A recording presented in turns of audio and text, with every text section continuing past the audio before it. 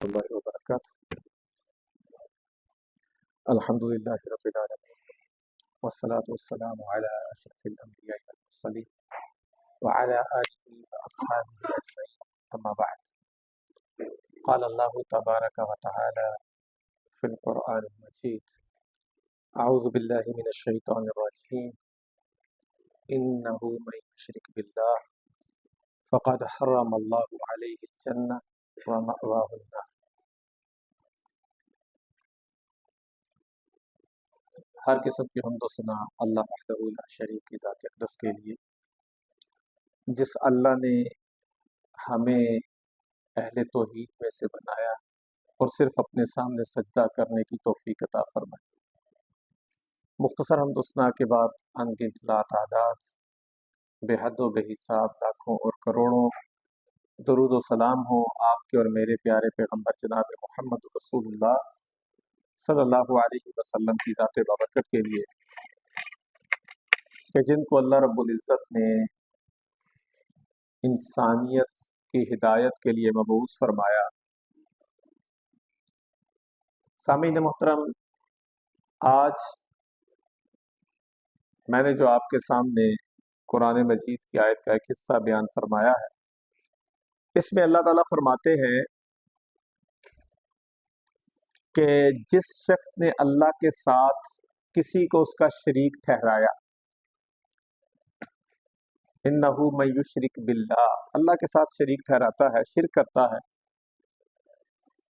فقد حرم اللہ علیہ الجنہ ومأواہ النار، اللہ تعالیٰ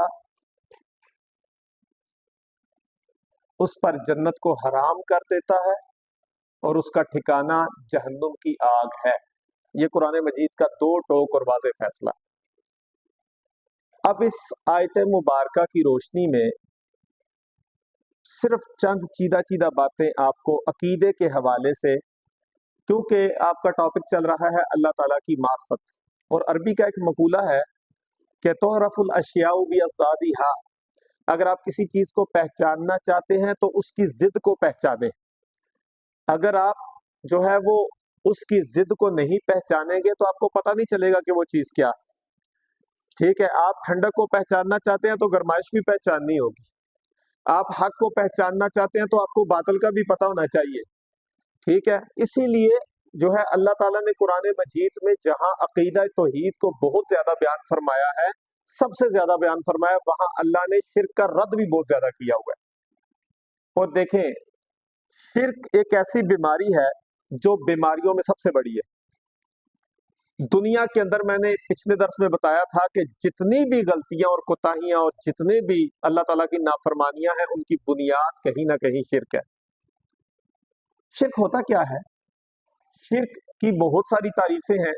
سادہ الفاظ میں اگر ہم سمجھنا چاہیں شرک کیا ہوتا ہے، تو شرک کا مطلب ہے اللہ تعالیٰ کا حق کسی اور کو دینا، اللہ کا حق کسی اور کو دے دینا، یعنی کہ جو چیزیں اللہ تعالیٰ کے لیے خاص ہیں، ٹھیک ہے، وہ اللہ کے علاوہ کسی اور میں ثابت کر دینا، یا کسی اور کے لیے خاص کر دینا، یا کسی اور کو شامل کر لینا اللہ کے ساتھ، یہ شرک ہوتا ہے۔ اہل مکہ جو قریش مکہ تھے، یہ تو اللہ کو مانتے تھے، لیکن اللہ کو ماننے کے باوجود یہ مشرک کیوں تھے؟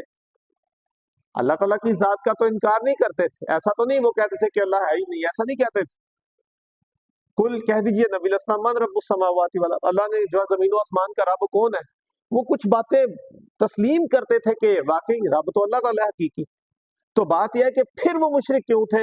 وہ مشرک اس لیے تھے کہ انہوں نے اللہ تعالیٰ کے ساتھ یہ بت بنا رکھے تھے، یہ لات ہے، منات ہے، عزا ہے، یہ ہبل ہے، یہ سارے دیوتا جو ہمارے ہیں، یہ جتنے بت ہیں، یہ بھی کچھ نہ کچھ طاقتیں رکھتے ہیں، اور کچھ نیک اور بزرگوں کی، پرانے نیک اور بزرگ اور بڑے لوگوں کی جو ہے وہ مورتیاں بنا رکھی تھی، کہا تھا کہ ان کے اندر یہ کمالات تھے، لہٰذا یہ ہمیں بھی فائدہ پہنچا سکتے ہیں، تو اللہ کے ساتھ ان کو شامل کر لیا۔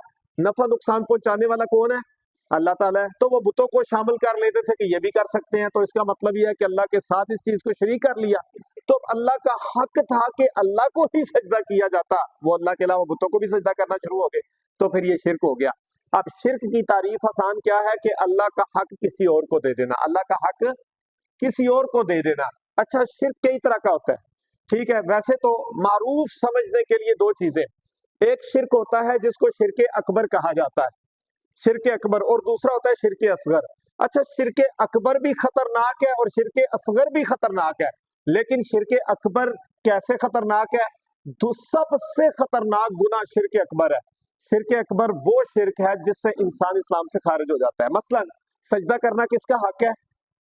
अल्लाह का। अगर हम अल्लाह के अलावा किसी को सजदा करें, क्यों जी, ये काम सजदा अल्लाह के अलावा किसी को करना, सजदा इबादत का हिस्सा है कि नहीं? सजदा इबादत है ना, इबादत है, नमाज में मेन चीज है ना सजदा करना, ठीक है। अगर अल्लाह के सिवा ये इबादत किसी गैरुल्लाह के लिए कर दी जाए तो क्या इस्लाम बाकी रहता है? नहीं। सजदा अल्लाह के सिवा किसी और को किया जा सकता है?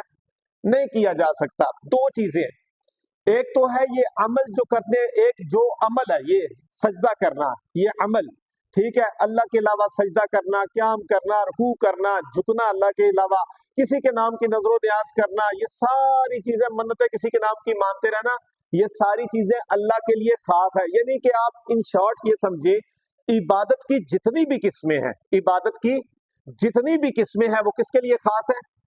हम अल्लाह के लिए इबादत करते हैं ना, अल्लाह के अलावा तो नहीं किसी की इबादत कर सकते, ठीक है। अल्लाह ताला ने हमें क्यों पैदा किया? वमा खलक़तुल जिन्ना वल इंसा इल्ला लियअबुदून, इंसानों जिन्नों को हुक्म क्या है? पैदा क्यों किया गया? पैदा करने का मकसद है सिर्फ अल्लाह की इबादत करना। पैदा करने का मकसद क्या है? अल्लाह ताला की इबादत करना। बाकी तो जरूरियात जिंदगी का सामान है सारा, असल मकसद तो हमारा इबादत करना है। हमने असल को नकल पे रख लिया और नकल को असल पे रख लिया, ठीक है। इस वजह से जो है हमारे अंदर बिगाड़ पैदा हो गया। तो बात यह है कि असल मकसद है अल्लाह ताला की इबादत करना, और अल्लाह की इबादत में जब किसी को शरीक कर लेते हैं तो ये शिर्क हो जाता है, और ये शिर्क अकबर होता है, क्योंकि इबादत अल्लाह के सिवा किसी की नहीं की जा सकती। सबसे बड़ा गुनाह है कि अल्लाह को छोड़ के किसी की इबादत करना, या अल्लाह के इख्तियारात में किसी को शामिल कर लेना, या अल्लाह ताला की सिफात के अंदर किसी को शामिल कर लेना, ये शिर्क है, और शिर्क को अल्लाह ताला कभी माफ नहीं करेगा। याद रखिएगा, अल्लाह ताला सबसे ज्यादा नफरत किससे करता है? मुशरिक से करता है। जो शिर्क का इर्तिकाब करता है वो मुशरिक है, ठीक है। अल्लाह ताला सबसे ज्यादा नफरत इससे करता है। एक शिर्क है शिर्क अकबर, जिसके करने से इंसान, एक बंदा दायरा इस्लाम से खारिज हो जाता है। हाँ, लेकिन कोई बंदा अब ये कहे, किसी को कोई गुनाह करता देखे या शिर्क से रिलेटेड करता देखे, उसे मुंह पे कहे कि तू काफिर है, यहां एक चीज का फर्क करने की जरूरत है। आप इस अमल को काफिर जो है वो कुफर लाजम करने वाला अमल कहेंगे, ठीक है। लेकिन बहुत सारी चीजें ऐसी होती हैं, ठीक है, हो सकता है कि कोई सजदा ताज़ीमी के लिए आगे हो, कोई हो सकता है किसी और सजदे के लिए, हो सकता है कोई और सजदा शुक्र कोई और आपको पता ना हो, लेकिन किसी शख्स को मुअय्यन कर देना कि तू ही काफिर है, लिहाजा ऐसे नहीं कर सकते। हम उस अमल की बुनियाद पे, ये अमल शिर्क को लाजिम करता है। कोई बंदा किसी के सामने सजदा करता है किसी भी तरह का, अब तो सजदा ताज़ीमी भी जायज नहीं है, ठीक है, जो किसी भी तरह का सजदा, किसी की भी तरह की इबादत को किसी के लिए बजा लाता है, वो बंदा शिर्क का मुर्तकिब है, और शिर्क जो है वो कुफ्र या अमाल में से है, ये बंदे को इस्लाम से खारिज कर देता है। एक तो वो शिर्क है जो इस्लाम से खारिज करता है, और दूसरा शिर्क है जिसको शिर्क असगर कहते हैं। शिर्क असगर, नबी अलैहि सलाम ने फरमाया ना, मैं तुम पे बहुत ज्यादा डरता हूँ जिस शिर्क से, वो शिर्क असगर है। वो क्या है? किबर है, रियाकारी है। नबी अलैहि सलाम ने फरमाया वो बंदा जन्नत में हरगिज दाखिल नहीं होगा जिसके दिल में जरा सा भी किबर यानी उसके अंदर तकब्बुर होगा, वो जन्नत में दाखिल नहीं होगा। अब शिर्क असगर क्या है? वो रियाकारी है। रियाकारी शिर्क असगर है, दूसरों को दिखावे के लिए नमाज पढ़ना, दूसरों को दिखाने के लिए सदका करना, दूसरों को दिखाने के लिए हज उम्रा करना, दूसरों को दिखाने के लिए कोई नेकी करना, तिलावत ज्यादा करना, पहली साफ में आना, बाकी सारे अमाल बजा लाना। अंदर मकसद क्या है? उसके जहन और दिल में यह है, लोग कहें कि ये नेक आदमी है, ये अच्छा आदमी है, माशाल्लाह बड़े रोजे रखता है, ये सदका ज़कात बड़ा करता है, जी सखी है। जहन्नुम इसी तरह भड़काई जाएगी ना रियाकार लोगों से, ठीक। तो बात यह है कि ये शिर्क असगर है, इससे बंदा इस्लाम से खारिज तो नहीं होता, लेकिन इससे अल्लाह सख्त नाराज होता है, और ऐसा बंदा को के बारे में नबी सल्लल्लाहु अलैहि वसल्लम ने फरमाया जन्नत में दाखिल नहीं होगा, जिसमें तकब्बुर होगा, ठीक है। तकब्बुर, रियाकारी, दिखावा, तकब्बुर, ये सारी चीजें जो है ये ऐसी हैं जिनकी वजह से हमें क्या नबी अलैहिस्सलाम ने जिनसे हमें मुतनब्बे फरमाया है, और रियाकारी को शिर्क असगर करार दिया गया। تو اس لیے اس سے اسلام ہم یہ نہیں کہہ سکتے کہ کفر لازم آ جاتا ہے، لیکن یہ بھی بہت بڑا گناہ ہے، کیونکہ یہ انسان کو بڑے گناہوں کی طرف لے جاتا، اور یہی انسان کو شرک اکبر کی طرف بھی لے جاتا۔ تو اس لیے دو طرح سے، ایک شرک اکبر اور شرک اصغر۔ شرک اکبر اللہ کے علاوہ کسی کی عبادت کرنا، اللہ کے علاوہ کسی کے لیے علم غیب کو تسلیم کر لینا، اللہ کے علاوہ کسی کے لیے تصرف کو ثابت کر دینا، اللہ کے صفات میں کسی کو اس کا شریک ٹھہرا دینا، یہ شرک اکبر ہے، اور دوسرا شرک اصغر ہے۔ اب اور طرح سے بھی تقسیم کی جاتی ہے، جو معروف تقسیم ہے ہمارے ہاں علماء کرتے ہیں۔ شرک کی 3 قسمیں ہوتی ہیں، شرک کی 3 قسمیں ہیں۔ سب سے پہلے تو شرک اللہ کا حق کسی اور کو دے دینا، یہ تعریف ہے شرک کی۔ اور دوسری چیز ابن قیم رحمہ اللہ نے بھی اسی قسم کی تعریف کی ہے، ٹھیک ہے، کہ جو چیز اللہ تعالیٰ کے لیے خاص ہے وہ کسی دوسرے میں ثابت کر دینا، مطلب وہ حقوق کسی اور کے لیے ثابت کر دینا، یہ شرک ہے۔ اب شرک کی 3 قسمیں ہیں۔ ایک شرک ہے اللہ تعالیٰ کی ذات میں کسی کو شریک ٹھہرانا، اللہ کی ذات میں کسی کو شریک ٹھہرانا۔ ذات میں شریک ٹھہرانے کا مطلب کیا ہے؟ کہ اللہ تعالیٰ کے علاوہ کوئی اور اللہ بھی ہو سکتا ہے، اللہ کے علاوہ کسی کوئی اور اللہ بھی ہو سکتا ہے۔ پھر اللہ تعالیٰ کی جو ہے وہ اولاد ثابت کرتے ہیں بعض لوگ، ٹھیک ہے، تو اللہ تعالیٰ کی ذات کو ڈیوائیڈ کرنا، دوسروں کو اللہ کی ذات میں شامل کر دینا، یا اللہ کی ذات جیسی دوسری کوئی ذات ثابت کر دینا کہ اللہ تعالیٰ جو ہے وہ ایک نہیں ہے، اللہ کی کئی قسمیں ہیں، اللہ کی کئی جو ہے وہ قید شکلیں ہیں، یہ چیزیں ثابت کرنا، یہ اللہ تعالیٰ کی ذات کے اندر شرک ہے۔ اور دوسرا شرک ہے کہ اللہ تعالیٰ کی عبادت میں کسی کو شریک ٹھہرانا۔ عبادت میں جیسے ہم جو ہے وہ اللہ کے نام پہ نظر و نیاز مانتے ہیں، اللہ کے نام پہ قربانی کی جاتی ہے، ٹھیک ہے، اللہ کے نام پہ جو ہے وہ نماز اللہ کے لیے ہم پڑھتے ہیں، اللہ کے نام کی منت مانی جاتی ہے، یہ سارے اعمال اللہ تعالیٰ کے لیے جو ہے وہ ساری اللہ کے لیے خاص ہیں یہ چیزیں، عبادتیں۔ اور کوئی بھی عبادت کے اندر کسی کو شریک ٹھہراتا ہے اللہ کا تو وہ بندہ شرک کر رہا ہے۔ دوسرا ہے عبادت کے اندر شرک کرنا، اور تیسرا ہے اللہ تعالیٰ کی صفات میں، جیسے ہم بات کر چکے ہیں، اللہ جیسی صفات دوسرے میں ثابت کرنا، اللہ یہ کر سکتا ہے دوسرا بھی یہ کر سکتا ہے، ٹھیک ہے، جیسے فرعون نے کہا تھا اللہ مارتا ہے میں بھی مار سکتا ہوں، میں بھی زندہ کر سکتا ہوں، بھئی اللہ کی صفات دوسرے میں ثابت نہیں کی جا سکتی، لیسا کمثلہ شیء، اللہ کی مثال دی ہی نہیں جا سکتی، کہ اللہ تعالیٰ کی مثال ایسا نہیں کیا جا سکتا، یہ بھی شرک ہے۔ اب شرک کی 3 قسمیں ہوئی، ٹھیک ہے، ایک شرک ہے اللہ کی ذات کے بارے میں، ایک شرک ہے اللہ تعالیٰ کی عبادت میں شرک کرنا، اور ایک ہے اللہ تعالیٰ کی صفات میں شرک کرنا، ٹھیک ہے، یعنی اللہ تعالیٰ کی صفات یا اس کے تقاضے جو اللہ کے حقوق کسی اور کو دے دینا، یہ شرک کی 3 اقسام ہے۔ اب اللہ تعالیٰ شرک سے نفرت کیوں کرتا ہے؟ ٹھیک ہے، سب سے بڑی بات، اللہ تعالیٰ ہر گناہ کو معاف کر سکتا ہے۔ قرآن مجید میں اللہ فرماتے ہیں اعوذ باللہ من الشیطان الرجیم ان اللہ لا یغفر ان یشرک بہ، اللہ تعالیٰ کبھی اس گناہ کو معاف نہیں کرے گا کہ اس کے ساتھ شریک ٹھہرایا جائے، اللہ شرک کو معاف نہیں کرے گا۔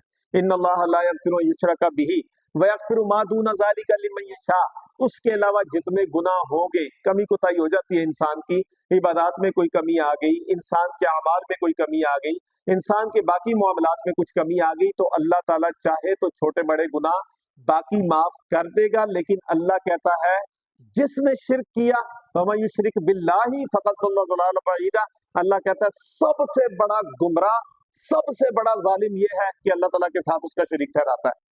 اللہ تعالیٰ نے اس لیے کہا کہ ان اللہ لا یغفر ان یشرک بہ، اللہ خود کہتا ہے، ہم فتویٰ لگانے والے کون ہوتے ہیں؟ اللہ کہتا ہے کہ میں شرک کو کبھی معاف نہیں کروں گا۔ اور جو میں نے آیت پڑھی انہ من یشرک باللہ، بے شک جس نے اللہ کا کوئی شریک ٹھہرایا، انہ من یشرک باللہ فقد حرم اللہ علیہ الجنہ ومأواہ النار، 2 چیزیں اللہ نے کہا میں نے اس پہ جنت کو حرام کر دیا ہے اور اس کو جہنم میں ڈالوں گا۔ فتویٰ اللہ کی طرف سے قرآن مجید میں آیتوں میں آیا ہے کہ اللہ شرک کو کبھی معاف نہیں کرے گا۔ اچھا، اللہ تعالیٰ کو شرک سے اتنی نفرت ہے، اتنی نفرت ہے کہ دنیا میں کائنات میں اللہ کے بعد سب سے بڑا رتبہ اور مقام کس کا ہے؟ جناب محمد رسول اللہ صلی اللہ علیہ وسلم کا رتبہ، آپ کا مقام سب سے بڑا ہے۔ دنیا کی کوئی ذات، دنیا کی کوئی ہستی، دنیا کی کوئی پرسنالٹی، کوئی شخصیت اللہ کے رسول کی ذات کا مقابلہ نہیں کر سکتی۔ اللہ کے بعد سب سے بڑا رتبہ اور مقام، وہ رب العالمین ہے اور یہ رحمت للعالمین ہے، وہ رب کائنات ہے، یہ رحمت کائنات ہے، ٹھیک ہے۔ اس اللہ تعالیٰ کی کرسی پہ جا کوئی نہیں سکتا، رسول اللہ کی کرسی پہ آ کوئی نہیں سکتا، ٹھیک ہے۔ اللہ تعالیٰ کے بعد دنیا میں سب سے بڑا رتبہ، سب سے بڑا مقام انبیاء کا ہوتا ہے، اور انبیاء میں بھی سب سے بڑا رتبہ جناب محمد رسول اللہ صلی اللہ علیہ وسلم کا رتبہ ہے۔ اور اللہ کے رسول کو اللہ نے مخاطب کر کے قرآن مجید میں کیا کہا؟ حالانکہ اللہ کے رسول نے کبھی شرک کیا نہیں کیا، سوال ہی پیدا نہیں ہوتا۔ اللہ کے رسول تو دوسروں کو اللہ کا پیغام پہنچانے والے تھے، اللہ کے رسول سے شرک کا گناہ ثابت نہیں ہو سکتا، کبھی بھی نہیں، آپ نے اپنی زندگی میں شائبہ تک نہیں آپ کی زندگی میں شرک کا، لیکن اللہ کے رسول صلی اللہ علیہ وسلم کو اللہ تعالیٰ نے قرآن مجید میں فرمایا لَإِنْ أَشْرَكْتَ، اصل میں پیغام پہنچایا۔ اللہ تعالیٰ ہر چیز میں، اللہ تعالیٰ نے ہر چیز میں معافی رکھی ہے، شرک میں اللہ کہتا ہے کوئی معافی نہیں۔ لَإِنْ أَشْرَكْتَ، اے نبی اگر تو شرک کرے گا، دیکھیں نا قرآن مجید کا اسلوب، اللہ تعالیٰ نے کس طرح شرک کی مذمت کی ہے۔ لَإِنْ أَشْرَكْتَ، اے نبی اگر تو نے شرک کیا، لَيَحْبَطَنَّ عَمَلُكَ، تیرے سارے عمل برباد ہو جائیں گے۔ پڑھے قرآن کا ترجمہ تفسیر، اللہ نے اپنے نبی کو، آخری نبی کو جن کا رتبہ سب سے بڑا ہے بعد از خدا، بزرگ تو ہی کے سائے مختصر، ٹھیک ہے، اللہ تعالیٰ نے ان کو مخاطب کر کے کہا اگر آپ سے بھی شرک جیسا عمل وارد ہوا، آپ سے بھی یہ غلطی ہو گئی تو آپ کے اعمال بھی سارے برباد کر دیے جائیں گے، وَلَا تَكُونَنَّ مِنَ الْخَاسِرِينَ، آپ بھی خسارہ پانے والوں میں سے ہو جائیں۔ اللہ، جس گناہ کو اللہ نے اپنے نبی کی ذات کے سے بھی جو ہے وہ برداشت نہیں کیا، وہ کتنا بڑا گناہ ہوگا، کتنا بڑا گناہ ہوگا۔ اللہ تعالیٰ نے حدیث قدسی کے اندر آتا ہے، اللہ ہم سب کو مخاطب کر کے کیا کہتے ہیں، یا ابن آدم، آدم کے بیٹو سنو، یا ابن آدم انک لو لقیتنی بقراب الارض خطایا، ساری زمین جو ہے وہ گناہوں کی بھر کے لے آ، زمین کا چپا چپا تیرے گناہوں کی گواہی دیتی ہو، اس ٹکڑے پہ یہ گناہ، فلاں ٹکڑے پہ یہ گناہ، فلاں مارکیٹ میں یہ گناہ، فلاں جگہ پہ یہ گناہ کیا، زمین کا ایک ایک ٹکڑا تیرے گناہوں کی گواہی دے رہا ہو، یا ابن آدم انک لو لقیتنی بقراب الارض خطایا، زمین بھر کے گناہوں کی لے کے آ جائے، ثم لقیتنی، پھر میرے ساتھ ملاقات کرے، اللہ کہتا ہے لا اتیتک بقرابھا مغفرہ، جتنے تیرے گناہ ہوں گے میں اس سے بھی زیادہ مغفرت لے کے تیرے پاس آؤں گا۔ اللہ کہتا ہے میں تیرے سارے گناہ معاف کرنے پہ قادر ہوں، لیکن تو نے شرک کیا تو میرے پاس معافی نہیں۔ تو اس لیے شرک جو ہے وہ سب سے بڑا گناہ، سب سے بڑا گناہ ہے۔ یہ سوئی ہوتی ہے نا، سوئی، اس کے پیچھے دھاگا ڈالتے ہیں، ٹھیک ہے، کتنی چھوٹی جگہ ہے، وہ اس چھوٹی جگہ سے یہ کہہ لیں کہ اگر کوئی کہے ہاتھی گزر سکتا ہے تو ہم مان جائیں کہ ہاتھی گزر سکتا ہے، یہ مانا جا سکتا ہے، لیکن یہ نہیں مانا جا سکتا کہ مشرک اللہ کی جنت میں چلا گیا، کیونکہ اللہ نے قرآن میں خود رد کر دیا ہے۔ ساری دنیا کی باتیں غلط ہو سکتی ہیں، اللہ کی بات غلط نہیں ہو سکتی۔ اللہ کہتا ہے کہ میں اس کو کبھی بھی جنت میں داخل نہیں ہونے دوں گا۔ اللہ اکبر، اللہ مجھے آپ سب کو شرک جیسے کبیرہ اور کبھی گناہ سے معاف فرمائے، اللہ اس سے محفوظ رہنے کی توفیق عطا فرمائے۔ آج ہم نے شرک کی تعریف پڑھی، اللہ کا حق کسی اور کو دے دینا۔ شرک کی دو طرح کا، شرک اکبر جو اسلام سے خارج کرتا ہے، شرک اصغر جو کبیرہ گناہوں کی طرف رہنمائی کرتا ہے یا شرک اکبر کی طرف لے جاتا ہے، اور تین قسمیں، اللہ کی ذات میں شرک ہے، اللہ کی صفات میں شرک ہے، اور اسی طرح اللہ تعالیٰ کی جو ہے وہ عبادات کے اندر شرک ہے، اللہ کی صفات کے تقاضوں میں شرک ہے۔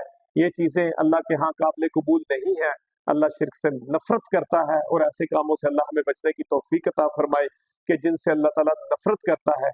جب ہم مرے دنیا سے جائیں، اللہ تعالیٰ ہمیں کلمہ توحید کو ادا کرتے ہوئے دنیا سے لے جائے۔ اللہ میرے آپ کی دعا قبول فرمائے۔ اقول قولی ھذا استغفر اللہ لی ولکم ولسائر المسلمین۔ السلام علیکم ورحمۃ اللہ وبرکاتہ۔